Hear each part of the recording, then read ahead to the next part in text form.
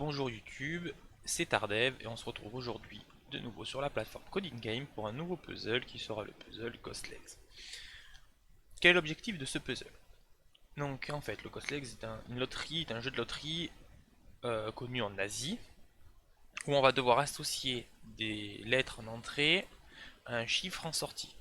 Et pour ce faire on a un petit diagramme qui est là où on a des connecteurs entre chaque colonne.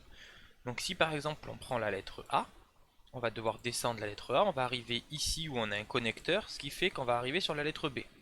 En descendant, on va arriver sur un autre connecteur qui va nous permettre de passer au niveau de la colonne C, puis sur un autre connecteur qui nous refait revenir sur B, qui fait qu'on associe la lettre A au résultat 2.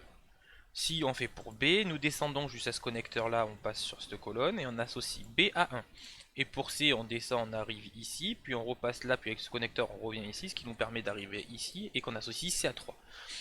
Nous sommes obligés de prendre les connecteurs. L'idée de ce puzzle, c'est qu'on va avoir des matrices en entrée et on va devoir retourner en sortie. Les lettres d'en haut des colonnes, elles sont associées avec quel résultat en bas des colonnes.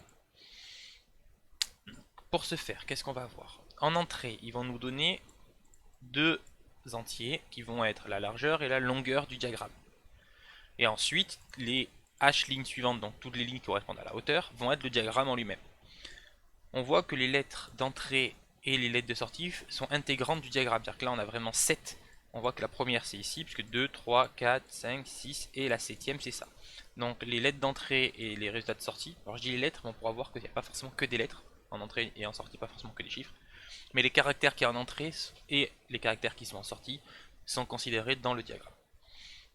Donc pour ce faire, comment nous allons voir? Donc déjà, il récupère, là, on va un peu modifier, vous avez l'habitude. C'est pas optimal. Donc du coup on réécrit ça, au lieu d'avoir 3 lignes on va en avoir qu'une seule, où on dit que ici on fait un petit redline là, on fait comme il a fait lui. Comme ils ont mis au départ, ça ne change pas trop, sauf que ici nous on va tout de suite le mapper en nombre. Et il va savoir associer directement les bonnes valeurs. Hop, on vient de gagner ces 3 lignes là. Ensuite, on va stocker la matrice dans une variable qu'on va appeler matrice, donc ça va être un tableau de tableaux. Donc on lui dit que c'est un tableau. On lui donne la longueur, donc c'est H. Et on lui dit que pour chaque caractère, qu'est-ce que tu vas nous faire? Tu vas nous faire le redline, où on va te split par rien. Tac, tac, et donc là. Donc ça, il n'y a plus besoin, et ça non plus. Donc là, si on affiche ce qu'on a obtenu dans matrice,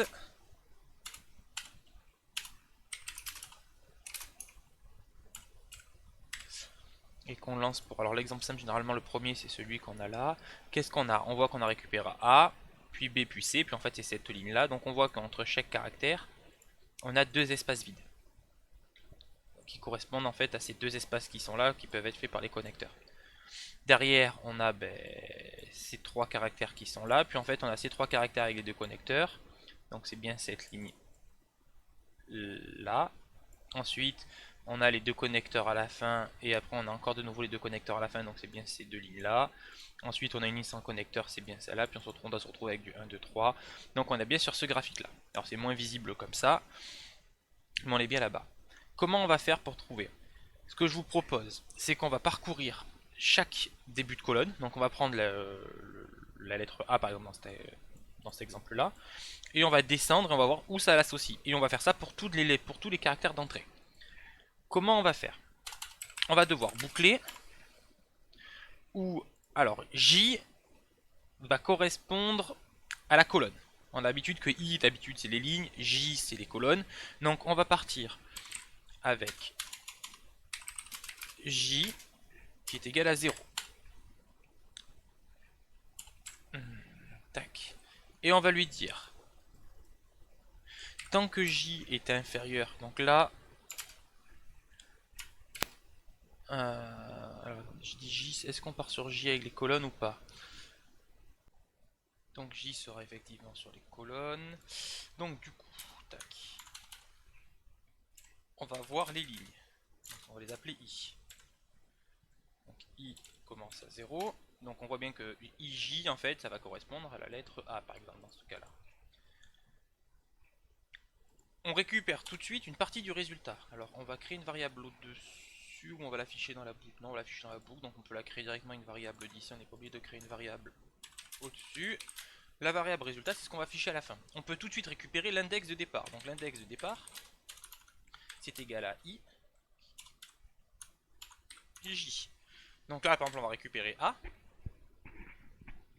Et A, c'est bien le bon résultat qu'on veut. Donc là, on va tout de suite récupérer la première caractère. Parfait. Le J, ça va être la colonne qu'on aura en entrée. On va devoir varier sur les colonnes en fonction des connecteurs qu'on va trouver. C'est-à-dire qu'arriver à cet endroit-là, où I sera égal à 2, J va devoir passer de ce côté-là parce qu'on va arriver là-dessus. Si on fait ça, on n'aura pas de point de départ sur quel caractère on était parti au départ. Donc pour ce faire, on va créer une nouvelle variable qui va être la colonne qui va nous faire le chemin et qui est initialisée avec J. Et on va dire tant que I, donc tant qu'on n'a pas parcouru toutes les lignes, donc on n'est pas arrivé en bas, moins 1 parce que on peut pas sortir. Donc c'est pareil, hein, oui, I, comme si on veut mettre comme au-dessus, égale, si on va pas être strictement inférieur, et on enlève le moins 1, on est cohérent avec ce qu'on a mis au-dessus. Qu'est-ce qu'on va dire? On va venir voir pour ce I là, si on est sur un connecteur ou non. Donc comment on fait? On vient voir si pour la colonne moins 1, est-ce que déjà on est sorti de la matrice? Là on voit que si on est ici, puisque c'est ce qu'on est, on va venir voir ici par exemple pour le A, colonne moins 1 on sort de la matrice, donc il faut qu'on vérifie déjà si on est bien supérieur à 0, si on est toujours dans la matrice. Si on n'est pas dans la matrice, ça sert à rien d'aller voir s'il y a un connecteur. Si on est dans la matrice, on va venir voir si ce caractère là est un connecteur. Donc c'est si I colonne moins 1 est égal à un tiret. Donc là, on vient de vérifier si on a un connecteur à gauche, ce qui serait le cas pour la colonne B. Par exemple, quand on va arriver ici, on est venu voir si ici on avait un connecteur. Si on a un connecteur, c'est-à-dire qu'il va falloir qu'on décale notre colonne. Donc c'est-à-dire que notre colonne, maintenant, elle va être égale à la colonne qu'on avait avant, moins 3 caractères. Puisqu'on voit que les index des colonnes, ce qui nous intéresse, nous, c'est cet index-là, et qu'on a 2 caractères entre chaque colonne. Donc là, quand on va arriver ici, on va dire, ok, le caractère de gauche est un connecteur, donc on bascule sur cette colonne-là. Et pour faire cette bascule, c'est du moins 3. On va faire la même chose si on a un connecteur de l'autre côté. Donc si colonne plus 1, donc là on va se décaler à droite. Si lui est inférieur ou égal à W. Et si matrice de I, et cette fois-ci c'est pas colonne moins 1 mais c'est colonne plus 1 également, est égal à un connecteur. Si c'est le cas, la colonne, elle se décale de 3 vers la droite. Et on passe à la ligne suivante. Donc là, on va boucler sur toutes les lignes. À la sortie, on est censé avoir le bon résultat. Donc du coup, le résultat qu'on a là-haut, on avait pris le caractère d'entrée. C'est-à-dire que là, on avait pris A, par exemple. Là, on va arriver sur le bon index, colonne et ligne du résultat de sortie. Donc on va venir le concaténer en disant je prends matrice de I et de colonne. Et je peux afficher cette sortie là. Donc je peux afficher le résultat. Et là on vient de le faire pour la première. Pour passer à la deuxième, donc là on est parti sur avec un J est égal à 0, donc sur le A, et on vient de terminer. On voit qu'il faut qu'on passe à B. Donc pour passer à B, avant de relancer la boucle, on fait quoi? On fait un J qui est égal à plus 3. Ce qui nous permet de passer à I est égal à 0, puisqu'on va le réinitialiser ici. Et J est égal à 3, ce qui nous permet de récupérer B et de faire le calcul pour B. Et ensuite pour C et ainsi de suite, on va le boucler tant que J sera inférieur à la largeur, modulo 3, vu qu'à chaque tour de boucle, on va rajouter 3. Donc on va vérifier si on a bien validé la chose. On l'a pas validé. Il nous dit qu'il ne peut pas lire 2 ici.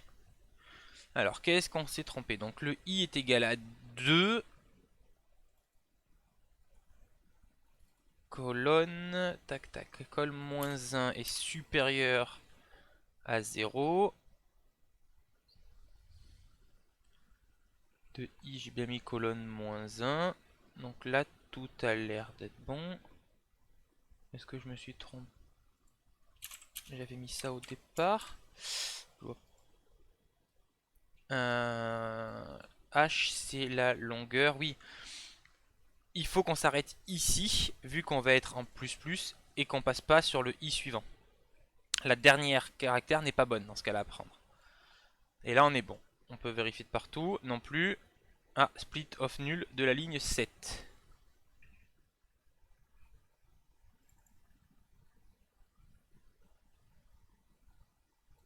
Hmm.